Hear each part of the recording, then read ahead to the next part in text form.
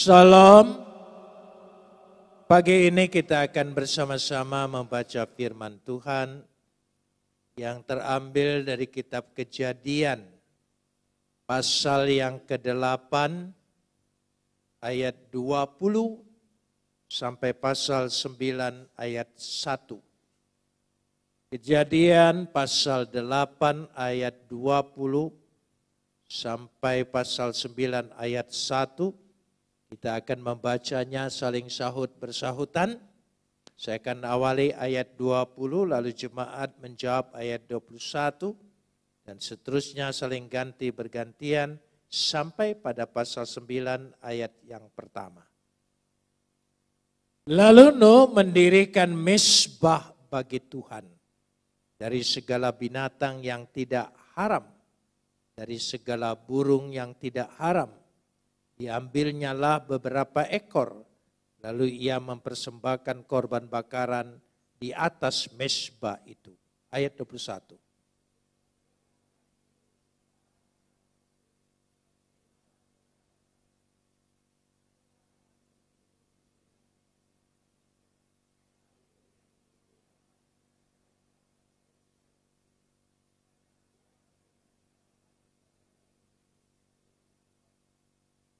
Selama bumi masih ada, takkan berhenti-henti musim menabur dan menuai, dingin dan panas, kemarau dan hujan, siang dan malam.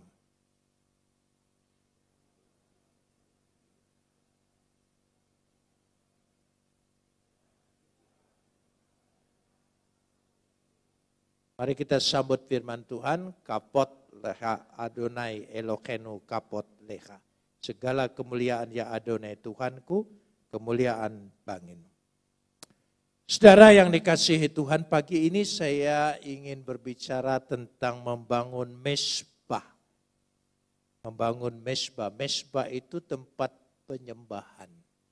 Secara harfiah disebut membangun altar, tempat penyembahan. Membangun mezbah adalah membangun dalam makna esensinya hubungan dengan Tuhan. Jadi membangun hubungan dengan Tuhan untuk menyatakan satu, bahwa rasa syukur dan terima kasih atas perbuatan Tuhan dalam kehidupan kita. Jangan lupa, jadi membangun hubungan itu untuk menyatakan rasa syukur dan terima kasih. Nuh membangun mezbah. Saya ingin jelaskan di sini bukan atas dasar perintah. Tidak ada perintah sama sekali. Ya, mezbah itu dibangun dengan segala perintahnya di zaman Musa. Zaman Nuh tidak ada, tapi ini merasakan rasa panggilan, kesadaran untuk menyatakan rasa syukur. Keselamatan yang Tuhan berikan atas kehidupan, kesempatan yang kedua, yaitu kehidupan baru. Karena semuanya dimusnahkan, kecuali Nuh mendapat kasih karunia Tuhan. Karena mendalamnya rasa syukur itu, karena telah melewati berbagai bencana, seolah-olah tidak mungkin hidup. Karena mereka diombang-ambingkan dengan banjir yang sangat dahsyat yang belum pernah lagi terjadi dalam sejarah ini. Saudara bisa bayangkan kalau saudara berada di tengah laut ya, dengan perahu yang kecil, saya percaya ombang-ambing ombak yang begitu besar sampai hari ini, dan saudara tahu itu tidak ada pengharapan hidup. Tidak ada lagi kemungkinan hancur. Kemungkinan tidak ada jalan keluar. Tapi di Tebah itu yang Nuh buat atas perintah Tuhan. Selamat dan sampailah ke sebuah pegunungan Ararat dan mendarat dari situ. Dan Nuh bisa hidup. Saudara bayangkan rasa syukurnya. Dari tidak ada pengharapan, lalu ada pengharapan hidup baru. Rasa syukur yang begitu meluap tanpa perintah. Sekali lagi, tanpa perintah. Walaupun dikatakan di sini dia mempersembahkan binatang yang tidak haram, itu ukurannya beda dengan kitab Musa.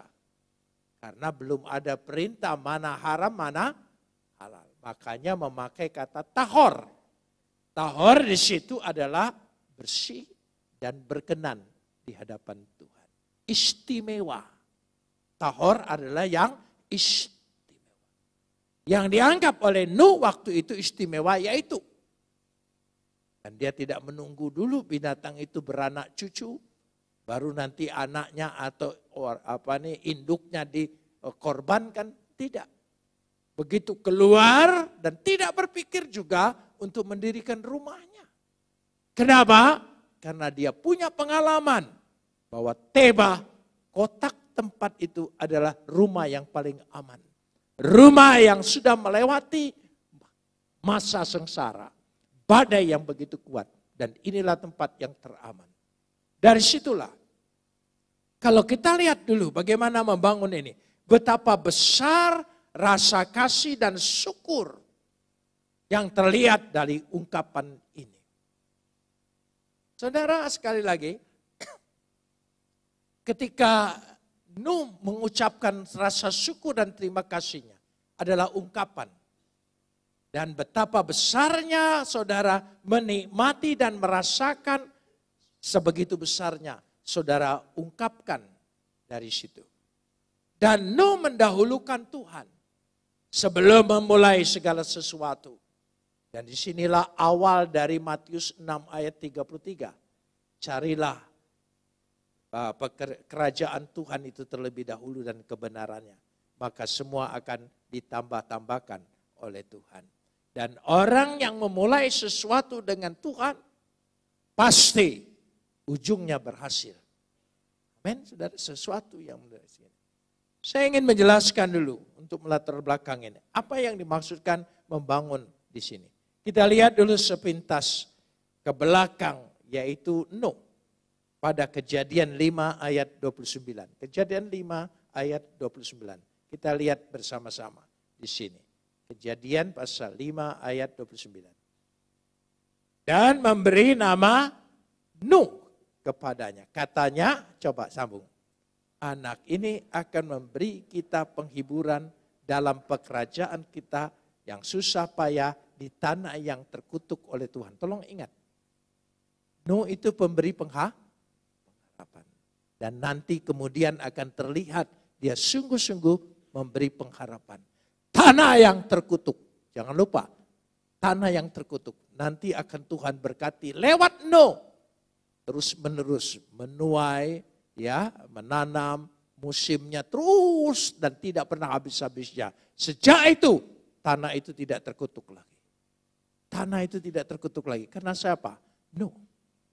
Saudara. Jadi perhatikan, dia bisa merubah. Dia dari awal sejak lahirnya, dari namanya, ya, itulah masa depannya. Masa depannya. Disitulah letaknya. Ya, perhatikan saudara, ya, dia memberikan penghiburan. Sesuatu yang baru, dunia yang baru bagi keluarganya, bagi keturunannya.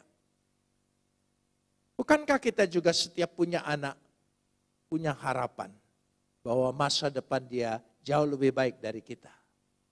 Dan tidak ada orang tua yang merasa tersaing dengan kemajuan anaknya. Malahan rasa bangga. Dan kita lihat lagi, ya, tanah yang telah dikutuk oleh Tuhan. Dirubah. Bagaimana dirubah? Artinya dengan kalau sudah dinubuatkan dengan baik, lalu dididik dengan baik, lalu punya pengalaman dengan baik, maka akan menghasilkan dengan baik. Tapi letaknya adalah rasa syukur kepada Tuhan. Kita lanjutkan sekarang ini. Kejadian pasal 6 ayat yang ketiga.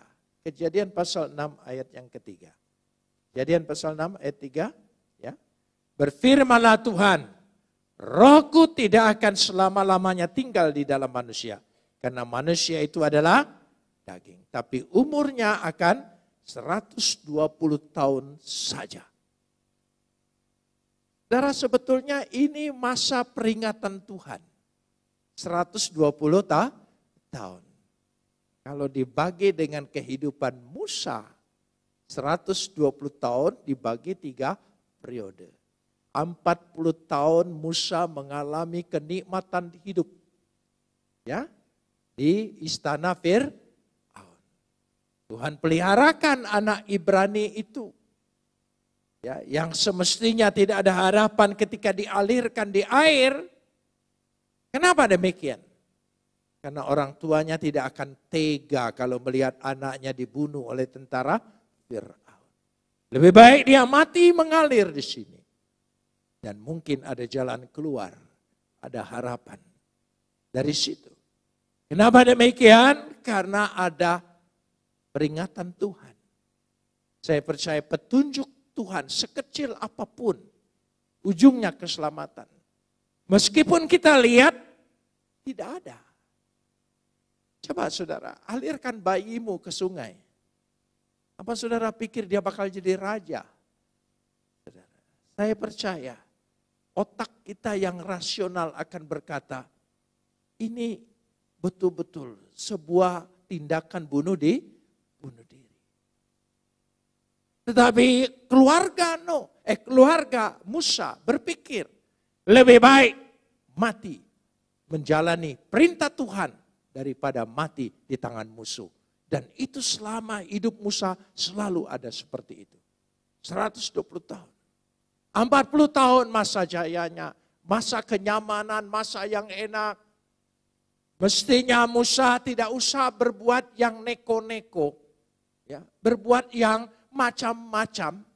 Ya, cukup saja ikuti, dia aman. Menjadi salah satu pangeran. Tapi panggilannya tidak bisa. 40 tahun dia mengembara. Ya, diusir dari tempat yang paling nyaman. Dari yang tidak ada harapan sama sekali. Ya, pergi ke sana. 40 tahun di padang gurun. Di situ dia belajar pengalaman seluk-beluk padang gurun. Tahu daerah-daerahnya.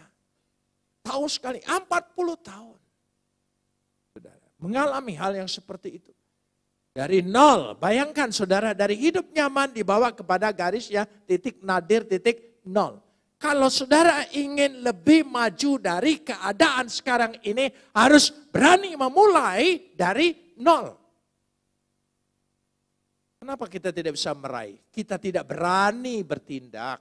Kita takut karena belum ada kepastian. Usaha juga seperti itu. Hidup karir juga seperti itu. Berganti pekerjaan juga seperti itu. Saudara takut mengambil keputusan itu. Itu sebabnya kita tidak akan ada berubah. Kembali lagi kepada Musa. Tetapi dipaksa oleh Tuhan.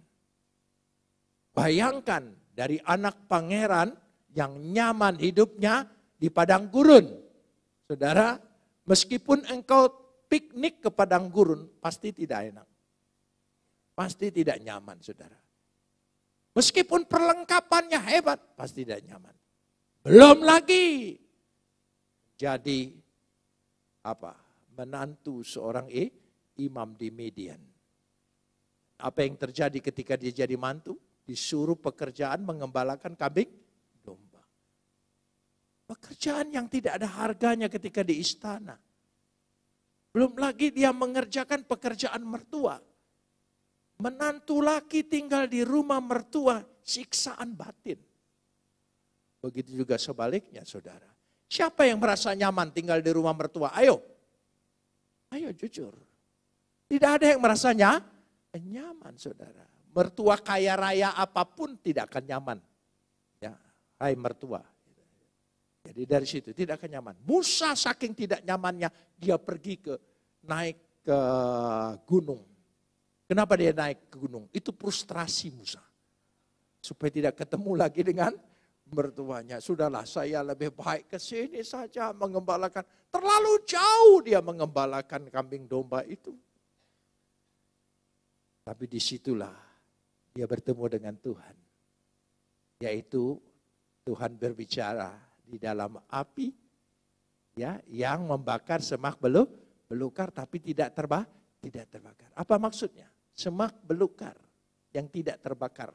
Saudara lihat lagi, ketika Tuhan menghukum dunia ini lewat Adam, semua akan menjadi semak belukar. Artinya tempat yang hukuman, tidak ada harapan. Tapi Tuhan menunjukkan dia tidak terbakar. Kamu meskipun seapapun kehidupanmu, percayalah kalau ada Tuhan dalam dirimu, hidupmu tidak hangus. Hidupmu tidak habis. Hidupmu ada harapan karena ada Tuhan. Tuhan tidak menciptakan manusia untuk menghukum manusia. Tidak. Tuhan menciptakan manusia untuk manusia itu selamat dalam Tuhan. Amin. Itu keinginan Tuhan. Tidak ada. Tuhan bukan monster. Menuntut kesetiaan, menuntut ini betul. Dia tidak menuntut. Dia ingin tindakan kerelaan. Itulah juga membangun mesbah. Setelah itu 40 tahun kemudian dia membawa bangsa itu keluar dari Mesir. Itulah. Jadi itu yang masa peringatan. Lalu kita lanjutkan sekarang ini. Kejadian 6 ayat 13. Kejadian 6 ayat 13. Kita lanjutkan. Dari situ kita lihat di sini. Berfirmanlah Tuhan kepada Nuh. Coba hukuman. Aku telah memutuskan untuk mengakhiri hidup segala makhlukku. Saudara, kira-kira Nuh tahu dia istimewa? Ini kan perintah secara universal seluruhnya. Berarti aku juga. Coba perhatikan. Sebab bumi telah penuh dengan kekerasan oleh mereka. Jadi aku akan, tolong sambung. Apa Nuh merasa dirinya malaikat? Tidak. Dia makhluk. Jadi ketika perintah itu berarti termasuk dia. Termasuk dia. Tidak ada yang selamat. Semua manusia itu binasa. Kecuali dia percaya pada Yesus. Ada satu keistimewaan di sini. Dengan jalan demikian kita bisa melihat bahwa Nuh, Kejadian 6 ayat 8. Kejadian 6 ayat 8. Baru dilihat di sini. Kejadian 6. Tetapi kita baca bersama. 1, 2, 3. Tetapi Nuh apa? Mendapat, memperoleh, diberi. Bukan usaha. Pilihan. Tuhan bisa buka pikiranmu, buka hatimu untuk percaya jalannya Tuhan lewat Yesus itu karunia. Kalau bukan engkau mendapat karunia, seumur hidup engkau mempelajari, tidak akan tembus. Itu patut kita syukuri. Amin saudara. Siapa kita? Kita tidak istimewa dari makhluk yang lain. Dari manusia yang lain. Tapi istimewa di mata Tuhan. Jangan lupa, kita ini sangat-sangat istimewa di mata Tuhan. Karena itu dia buka hati kita, buka pikiran kita. Kadang-kadang kita Kristen yang sudah lama turunan tidak menyadari itu. Makanya lebih baik engkau keluar dulu. Kau harus menyadari betapa susah payah. Jangankan saudara, orang ingin menghadap Tuhan saja, aturannya terlalu banyak.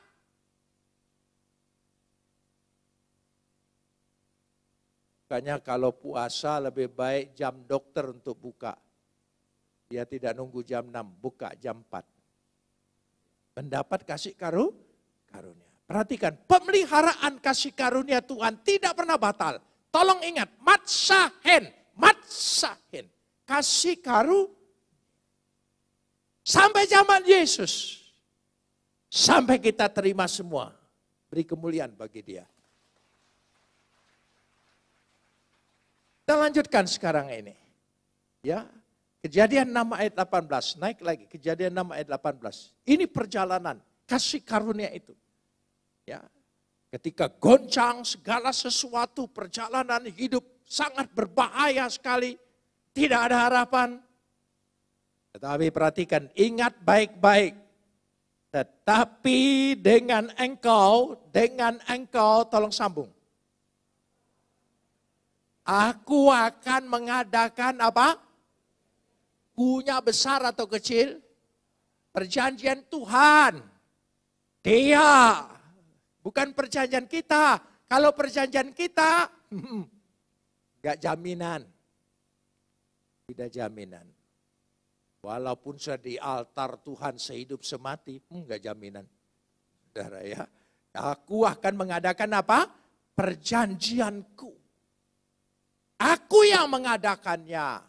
Aku yang menyelenggarakannya. Tolong ingat, kita hidup ini bukan karena janji kesetiaan kita pada Tuhan, tapi kesetiaan Tuhan pada kita. Tolong ingat, kasih karunia Tuhan itu tidak memerlukan bantuan siapapun. Ini penting. Ini kita sadari. Engkau akan masuk ke dalam bahtera itu. Oh, di situ dia baru tahu. Aku mendapat kasih karunia dan Tuhan bertindak atas kasih karunia. Engkau akan masuk ke dalam bahtera itu. Engkau masuk dalam orang yang percaya. Kita berada di bahtera Tuhan. Amin, saudara. Jangan peduli deru angin, topan, ombak besar dalam hidup ini. Percayalah di dalam bahtera Tuhan, engkau pasti aman. Amin. Engkau, tolong sambung, bersama-sama dengan anak-anakmu dan istrimu dan istri. Oh, orang percaya itu menjadi tiang iman. Menyelamatkan seluruhnya. Wador. Saudara turun temurun. Dari situ letaknya. Ya, kalau kita lihat. Kita lanjut sekarang bagaimana perjalanan kasih karunia tadi. Kita lihat Kejadian 8 ayat 1 tadi. Kejadian 8 ayat 1. Ya, kita kembali lagi. Coba. Maka Tuhan, tolong sambung. Saudara perhatikan ayat ini. Yang aktif itu siapa? Tuhan. Yang aktif itu Tuhan. Kasihnya itu aktif. Belas kasihannya itu aktif. Pengampunannya itu aktif. Amin. Dia tidak memerlukan kita. Tuhan mengingat Nuh. Dia ingat. Segala binatang liar, segala ternak yang bersama dengan dia. Oh. Ada akibat. Saya kalau ketemu orang, jemaat di pesawat, oh pendeta ya aman Pak pasti sampai. Oh, karena dia pikir ada penjamin saudara ya. Dia tidak tahu yang di depan bisa lebih duluan. Gitu, ya. Saya selalu ditanya, kenapa tidak duduk di depan? Gitu. Oh itu Surabaya, saya Makassar. Ya dalam bahtera itu, yang ada dalam bahtera itu. Coba. Dan Tuhan membuat angin berhembus melalui bumi. Tolong sambung. Sehingga apa? Surut. Saudara percaya? Badai besar, topan, ombak melanda hidupmu jika engkau dalam bahtera itu. Dan dengan sendirinya itu surut semuanya. Amin saudara. Tidak akan bergejolak, tidak akan membinasakan engkau. Tuhan ingin melihat kadar imanmu bergantung dengan Dia. Tuhan tahu manusia itu penuh ketakutan dan kekhawatiran, kecemasan. Dia tahu. Tapi Dia ingin tahu.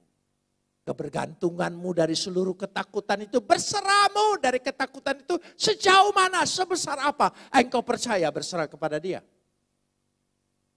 Khawatir sudah seluruh manusia, takut sudah seluruh manusia, seluruh persoalan. Tapi di situ letaknya, Dia memberikan kekuatan dari sana. Sekarang saya ingin masuk. To build, membangun. Membangun mesbah Tuhan. Membangun hubungan dengan Tuhan. Pribadi kita membangun. Coba bangun diri kita ini sebagai mesbah. Membangun. Saudara tahu ini membangun misbah Tuhan itu membangun dirinya. Bukan membangun gedung.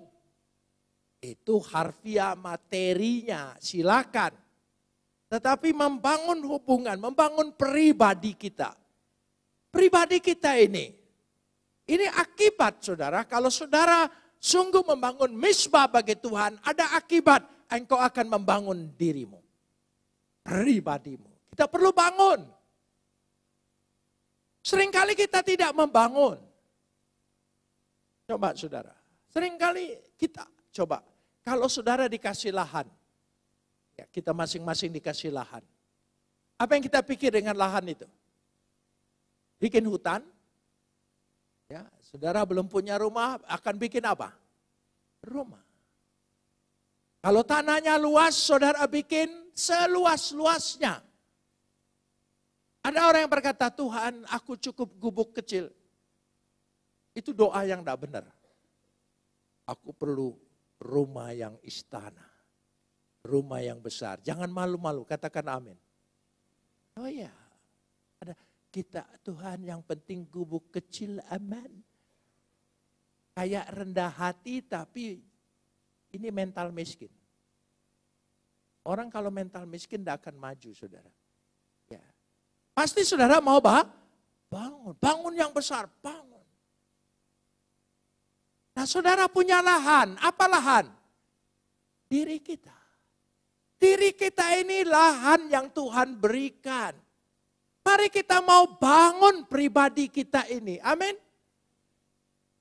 Bangun. Di dalam diri kita ada potensi yang terbaik.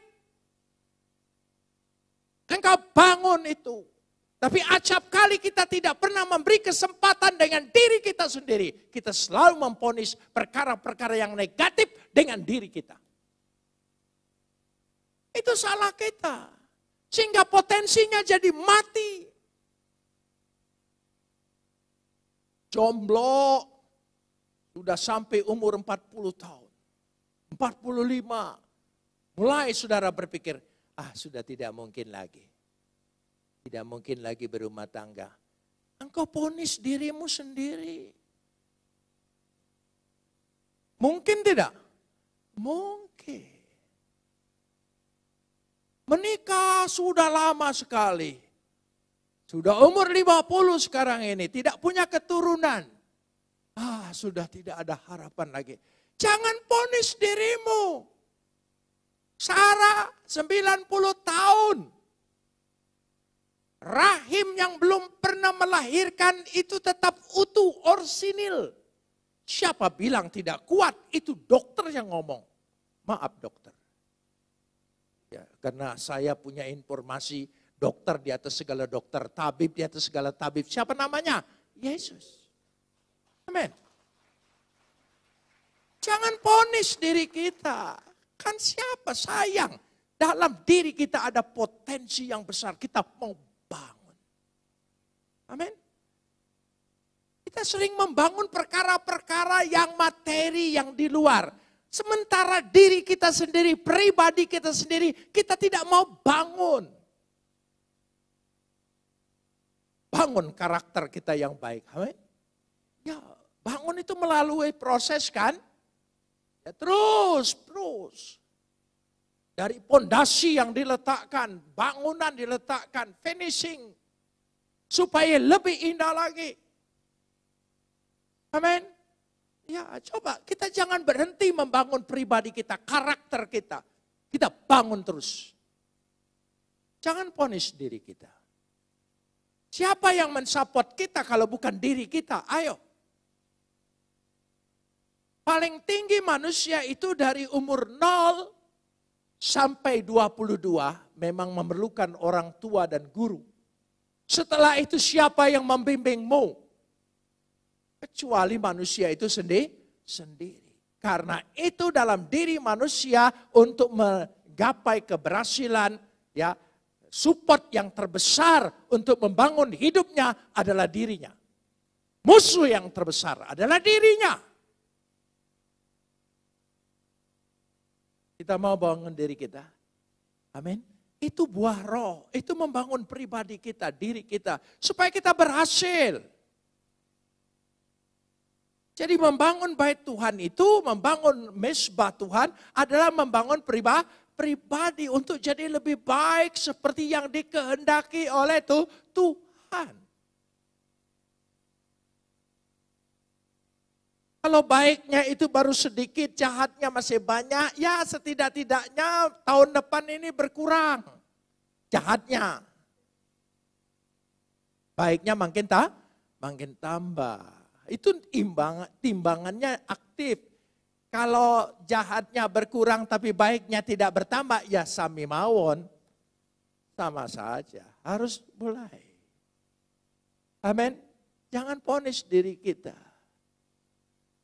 Saya sering ketemu orang, umur berapa Pak? Baru 73.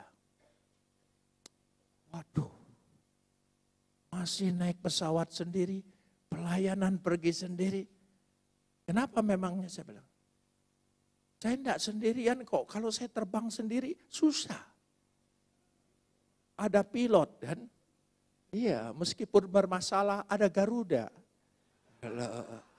Loh, iya. Kenapa?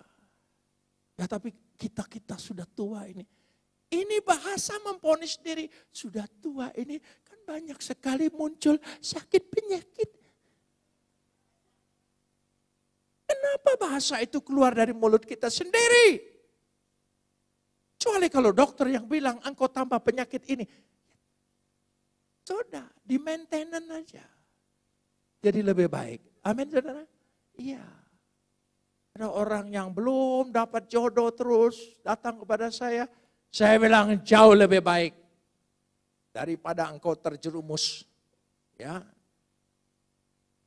Lambat sedikit dapat yang terbaik, jauh lebih baik. Daripada buru-buru dapat tukang pom bensin.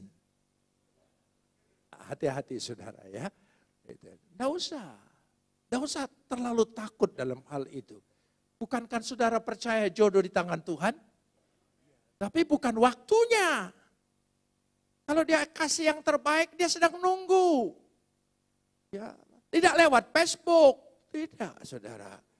Jangan percaya. Lewat bertemu dan mengenal dengan baik. Dari situ. Itu kesempatan yang Tuhan berikan. Amin. Jangan vonis diri kita. Umur berapa? Kita sudah kumpulan tua-tua. Memang beginilah kita orang tua. Enggak. Kalau ada foto itu kakek-kakek, saya bilang dengan cucu saya, itu kakek-kakek. Ini enggak merasa kakek. Enggak merasa kakek. Saudara, saya grandpa, bukan kakek. Bahasanya dilupain sedikit gitu saudara ya. Kan bukankah kalau kita bicara maaf berat kan? Sorry ringan, karena itu bukan bahasa kita, saudara. Kita di mana-mana, sorry, kan seolah-olah tidak minta maaf. Tapi kalau maaf itu rasanya rendah hatinya, saudara. Ya, ganti bahasa saja. Kalau selamat Natal tidak boleh, Merry Christmas gitu, saudara. Susah-susah banget sih, saudara. Beragama kok susah, saudara. Nah, karena itu. Jangan kalau saudara ingin bangkit membangun dirimu, jangan menunggu orang lain. Dari diri kita mulai bertindak. Amin. Ini maksudnya membangun misbah. Jangan saudara pikir ini khotbah membangun misbah berarti membangun gereja. Wah saudara sudah pikir ini minta sumbangan lagi. Bukan. Membangun altar Tuhan dalam dirimu adalah membangun pribadimu. Amin saudara. Mari kita bangun. Ya, sayang sekali. Kenapa demikian? Manusia itu setiap ulang tahun tambah kan? Tambah umur. Tapi kematangan karakternya enggak tambah. Mandek. Dia seperti orang kalau saudara secara fisik mandek enggak berkembang. Itu namanya anak. Menurut bahasa mami saya. Terlek. Keterbelakang. Di situ letaknya. Jangan-jangan karakter kita terlak. Marahnya sama waktu kecil. Ngambek sudah tua, persis anak kecil. Itu namanya apa? Ya, bahasa Belanda sedikit, saudara. Ya, mumpung ada Louis di sini ya. Achterlijk. Amin. Tuh, dari situ letaknya. Nah, karenanya untuk membangun pribadi itu, saya masih ingin berbicara. Ya, satu lagi, masih membangun pribadi. Supaya kita tahu, nanti baru masuk kita bisa lihat. Singkat sekali ayatnya untuk menunjukkan bahwa sesungguhnya ketika Nuh membangun mezbah itu, membangun masa depannya, membangun pribadinya, membangun keluarganya, bahkan membangun dunia di sekitarnya. Ada akibat. Saudara, kita sering memiliki citra buruk tentang diri kita. Heran. Mau enggak kita lepaskan itu dalam nama Yesus? Jangan memiliki citra buruk tentang diri kita. Keluarga kita, jangan. Citra the best, terbaik. Karena kasih Tuhan itu dahsyat. Dia tidak pernah batal. Tidak pernah batal. Kasih karunia-Nya itu. Kita lihat nanti pada ayat-ayat selanjutnya. Ya. Kita sering kali tidak memberi kesempatan pada diri kita sendiri untuk berkembang. Untuk mencapai puncak keberhasilan. Kita sendiri yang menahan. Ini salahnya. Ya, mestinya kita harus mau. Jangan punish dirimu. Karena pernah gagal, takut usaha, ya, takut gagal lagi. Gak akan ada kesempatan. Gagal, coba lagi. Gagal, coba lagi. Giliran nanti, saya lupa. Ini betul-betul orang punya kesaksian. Di Singapura. Namanya sudah saya hafal, tapi tiba-tiba lupa. Nama Chinese. Umur 70 tahun, bangkrut total. Bangkrut. Coba kita, ayo jujur. Ya, kalau bangkrut umur 40 masih semangat untuk bangkit. Bangkrut umur 70, udahlah. Sudah tidak mungkin lagi bersaing dengan anak-anak muda, milenial yang mainannya cepat sekali, sambil di motor pun bisa sedangkan saya di rumah belum balas, baru mau setengah, sana sudah masuk lagi. Astaga. Jadi nggak jadi, saudara. Akhirnya hapus semua. Ya, selesai. Kalah cepat. Maksud mau balas sudah masuk lagi. Baru masuk lagi. Dia pakai apa, saudara ya? Ya, jari kita ini. Jangan salahkan jari. Maklum, jari sudah tua. Enggak. Itu kalah cepat saja. Kalah cepat. Tapi tetap berhasil. Saudara, apa yang terjadi? Setelah dia 70 tahun bangkrut, dia usaha, dia tidak patah semangat. Dia bangkit. Bangkrut total, tidak memiliki apa-apa, dia bangkit. Umur 73, dia berhasil. Kekayaannya lebih daripada waktu dia bangkrut umur 70. Itu real orangnya. Saya percaya. Dan itu jemaat Metodis. Ya, dia sangat beriman. Dia percaya Tuhan pasti beri kesempatan pada dia. Masa tuanya sampai umur 92 tahun. Dia menikmati keberhasilannya dari umur 73 tahun. Siapa bilang umur jadi batasanmu untuk punya jodoh, untuk punya anak, untuk punya karir, untuk punya keberhasilan, untuk punya kekayaan. Jangan punish diri kita sendiri. Jangan punya citra yang buruk dengan dirimu. Katakan pada diri kita, aku terbaik. Katakan lagi. Dalam nama Yesus katakan. Amin, saudara. Saudara terbaik. Jangan minder dengan orang lain. Oh, ya dia pastilah, dia terbaik. Aku bukan siapa-siapa. Jangan lebay. Amin.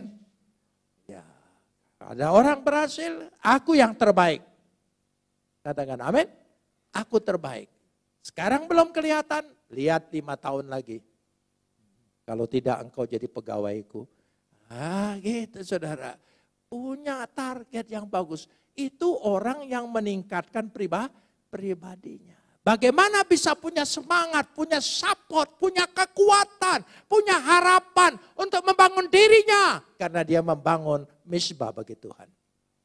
Di dalam dirinya. Amin saudara. Di situ tidak ada kekuatan yang lebih hebat daripada kekuatan iman. Kekuatan iman telah dibuktikan dalam Alkitab. Dia sanggup melakukan segala sesuatu. Kekuatan orang sukses sementara sifatnya. Dia sangat sukses, sangat sukses, sangat sukses. Akhirnya oleh KPK disuka miskin. Oh iya, itu banyak saudara. Itu yang terjadi. Wayifen, no mendirikan mesbah. Ya, mesbah. Wayifen mendirikan. To build. Dia membangun, saudara. Jadi bukan meruntuhkan, bukan merobohkan, tapi selalu punya semangat. Apa? Membangun. Coba katakan. Apa? Bangun pribadimu, keluargamu, hidupmu, ekonomimu, usahamu. Hanya satu kata kunci, wayifen. Membangun. Bana itu bangunan materi. Wayifen itu bangunan sesuatu yang tidak kelihatan, tapi besar kuasanya. Amin saudara. Wayifen, membangun. Mari kita mau bangun itu. Coba punya semangat bangun. Amin. Ya. Makanya bangun pagi. Bangun. Ya. Nah mungkin ada orang tidur berhasil dia. Tidak ada. Orang yang tidak tidur berhasil itu banyak. Saudara, tapi orang yang tidur terus berhasil, saya belum pernah ketemu. Ya, belum pernah ketemu. Ya, kecuali binatang malas itu yang kukunya panjang, saking malasnya sampai tidak sempat potong kuku dia. Ya, ada kan binatang malas itu, saudara ya. Jadi dia membangun. Karena dia membangun, dikatakan di situ yang berkenan di hadapan Tuhan. Dia mempersembahkan binatang yang terbaik, persembahkan Tuhan yang terbaik supaya engkau mendapat dibangun oleh Tuhan dirimu yang terbaik. Amin. Nah, iya. Makanya saya tidak suka ada lagu gereja yang mendidik orang salah. Persembahan kami sedikit sekali. Makanya di depan gereja ada warung untuk tukar duit, beli permen. Supaya dapat uang kecil. Saya nggak nyindir di sini, kita nggak punya warung di sini. Situ, waduh ini sayang kalau 100.000. Tukar dulu lah gitu saudara ya. Loh iya, itu saya cerita gereja orang lain. Sebab saya di gereja orang lain sudah cerita saudara. Itu masalahnya. Dia mempersembahkan korban bakaran, waya'al, wayifen membangun, waya'al mempersembahkan. Yang lebih baik. Oh percayalah, Tuhan itu cemburu. Saudara pernah baca Tuhan itu cemburu? Oh dia kalau engkau mau melebihi Tuhan, oh dia lebih lagi. Jor-joran Tuhan itu saudara. Amin. Jor-joran. Makanya tolnya dinamain jor. Iya saudara, artinya besar dikatakan di situ. Wa ya'al olot bamisbiah. Dia mempersembahkan yang tahor, yang terbaik, yang berkenan di hadapan Tuhan. Dan ketika Tuhan dikatakan di situ ayat 21a, ya ayat 21a. Coba. Ketika Tuhan apa? Coba ayat 21 apa? ketika Tuhan apa?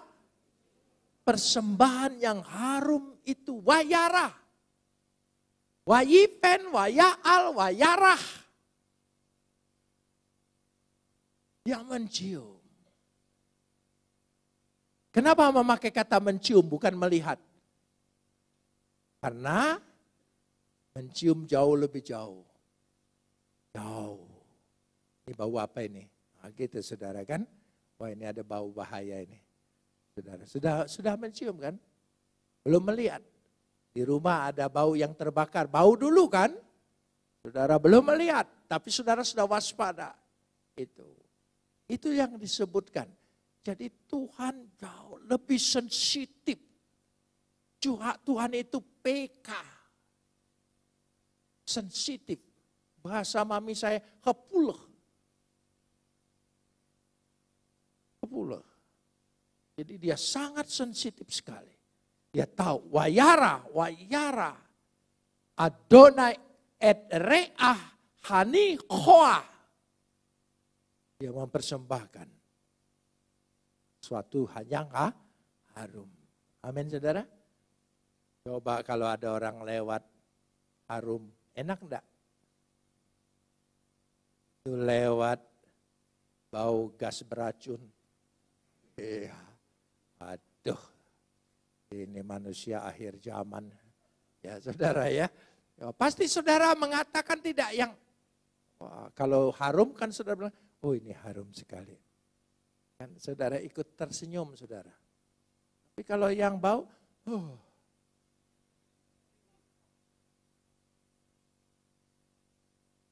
dari situ letaknya. Karena dia membangun semua berkenan di hadapan Tuhan. Dan perhatikan ayat 21 lagi, masih 21.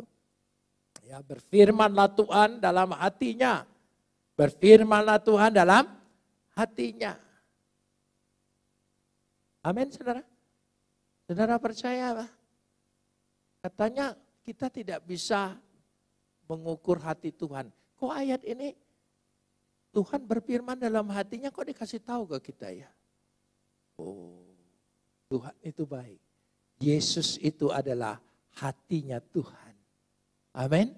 Kemauan Tuhan, rencana Tuhan, kehendak Tuhan, ya, keinginan Tuhan, kerinduan Tuhan, semua ada pada Yesus dalam karyanya. Dan dia luar biasa. Kita lanjutkan sekarang ini. Ya. Pasal 9 ayat 20. Pasal 9 ayat 20. Kita lihat di sini. Ini sesuatu yang coba kita pikir. Coba kita pikir. Nuh menjadi apa? Petani. Dialah yang mula-mula membuat kebun. Oh. Bukan Chili, bukan Australia, bukan Prancis, saudara, bukan California. Wine yang pertama, wine Nuh. Dialah mula-mula membuat kebun anggur. Waduh. Lalu ayat 21, setelah ia minum anggur, tolong sambung. Mabuklah dia. Saudara, saya tidak tahu, mungkin bukan 21% alkoholnya. Karena dia mula-mula, dia belum tahu ada batasan, ada ukuran. Saking senangnya barangkali. Saudara bayangkan, ketika banjir itu kan laut semua, ombak semua. Capek matanya. Begitu tanam anggur, lalu berhasil, petani yang menanam lalu berhasil, bangganya luar biasa. Dia ingin menikmatinya. Mabuklah ia dan ia telah telanjang dalam kemahnya. Telanjang dalam kemahnya. Saudara, saya tidak ingin berbicara boleh mabuk, bukan. Ya pasti tidak boleh.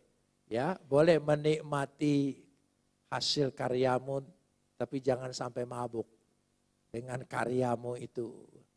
Ya, tapi dilanjutkan bersyukurlah kepada Tuhan. Kita lanjutkan ya di situ. Lalu anak-anaknya, ya pendek cerita, saudara bisa baca. Ya, Mereka, Sem, Ham, dan Yafet. Ham menceritakan keadaan orang tuanya. Saudara mengerti kenapa dikutuk? Menceritakan kejelekan, kesalahan, keaiban orang lain tidak ada keuntungan bagi pribadimu. Biarlah kesalahannya dia tanggung sendiri. Kita tidak usah turut membicarakan karena tidak ada keuntungannya kita membicarakan. Bahkan sebaliknya jangan-jangan kutuk kepada kita. Kita belajar. Karena kita belajar seperti kan Tuhan sudah mengampuni kita. Dan kenapa ini terjadi? Tolong ingat pasal 6 ayat yang 8. Tolong ingat pasal 6 yang ayat 8 tadi. Ya, kita lihat di sini. Pasal yang ke-6 ayat 8. Ayat 8. Pasal 6 ayat 8. Tolong sekali lagi kita baca. Tetapi Nuh mendapat kasih. Saudara tahu kenapa peristiwa itu ditunjukkan? Tuhan ingin menunjukkan kasih karuniaku tidak batal. Tidak ada manusia yang sempurna. Ketidaksempurnaannya tidak membatalkan kasih Tuhan. Amin. Mari kita beri kemuliaan bagi dia. Luar biasa. Kalau bukan kasih karunia Tuhan, siapakah kita? Nobody perfect. Tidak ada yang sempurna. Tapi kasih karunia Tuhan, katakan sempurna. Sempurna. Amin saudara. Dia yang meliputi semuanya. Dahsyat dan luar biasa. Dan tidak perlu dibantu oleh siapapun. Kasihnya sempurna. Pengampunan karya Kristus sempurna. Tidak perlu dibantu oleh apapun. Oleh kesalehanmu, oleh ketaatanmu. Itu semua ekspresi kita setelah kita menerima kasih karunia. Bentuk kita. Dari situ letaknya. Untuk itulah ukurannya bersama-sama kita. Amin. Jadi jangan lupa membangun mezbah Tuhan, membangun hubungan dengan Tuhan berarti membangun pribadi kita, diri kita. Amin. Tolong sekali lagi ingat jangan buat citra buruk tentang diri kita. Dan jangan bercerita buruk tentang orang lain. Karena itu tidak ada keuntungan apa-apa bagi diri kita. Bahkan sebaliknya jangan-jangan membahayakan berkat kita menjadi kutuk.